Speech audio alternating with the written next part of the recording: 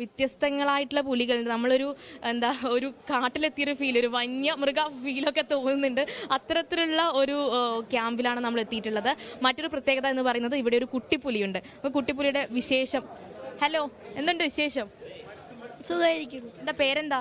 ആരോ എങ്ങനെ ഒരു പുലിക്കളി കെട്ടാനുള്ള വേഷം കെട്ടാനുള്ള ഒരു താല്പര്യം എങ്ങനെയാ വന്നേ?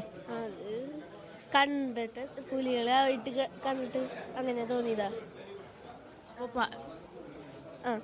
അപ്പോൾ ഈ നല്ല വയറൊക്കെ വേണമെന്ന് പറയും പുലിക്കളി വേഷം കെട്ടാൻ വേണ്ടി. വയറൊന്നുമില്ല.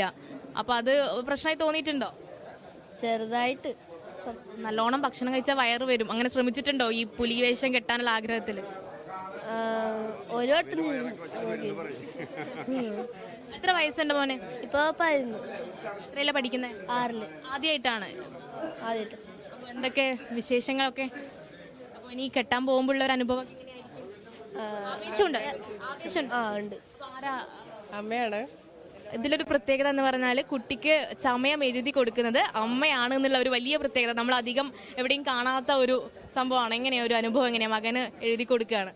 അതെ, കഴിഞ്ഞ തവണ വേറൊരു ടീമിൻ്റെതായിട്ട് ഞാൻ ചെയ്തിരുന്നു. അപ്പോൾ ഇത്തവണ ഇവൻ പറഞ്ഞു ഇവൻ ചെയ്യണമെന്നുണ്ട്, അവന് ഞാൻ വരച്ചു കൊടുക്കാൻ ഓക്കെയാണെന്ന് പറഞ്ഞു. അപ്പം അങ്ങനെയായിട്ട് ചെയ്യുന്നതാണ്. നമ്മൾ മറ്റുള്ളവർക്ക് വരച്ചു കൊടുക്കുന്നതിനേക്കാളും സ്വന്തം മകനും കൂടെ പുലിവേഷം കെട്ടി വരുമ്പോൾ വലിയൊരു അനുഭവമായിരിക്കും. അതെ അതെ അതെ അതെ, തീർച്ചയായും. ഇത് ആദ്യത്തെ ലെയറാണ്. അപ്പോൾ അത് ബാക്കി എന്തൊക്കെയാണ്? ബാക്കി ഇത് കഴിഞ്ഞാൽ ഇതിൻ്റെ കോട്ടിങ് കഴിഞ്ഞ് പിന്നെ തൊപ്പി ഫേസിൻ്റെ ഇതനുസരിച്ചിട്ട് വരയനാണോ പുള്ളിയാണോ എന്നുള്ളതൊക്കെ തീരുമാനിക്കും. തീരുമാനിച്ചിട്ടില്ല. ഏത് പുലി വേഷം കെട്ടണം? വരൻപുലി വേഷം കെട്ടിയ ആൾക്കാരെ കണ്ടിട്ടുണ്ടോ? നമ്മൾ ഫുൾ ആവേശത്തിലാണ്. അപ്പൊ നമുക്കൊന്ന് പ്രേക്ഷകർക്ക് ആവേശം ഒന്ന് കാണിച്ചു കൊടുത്താലോ? 2 സ്റ്റെപ്പ് വെക്കുവോ?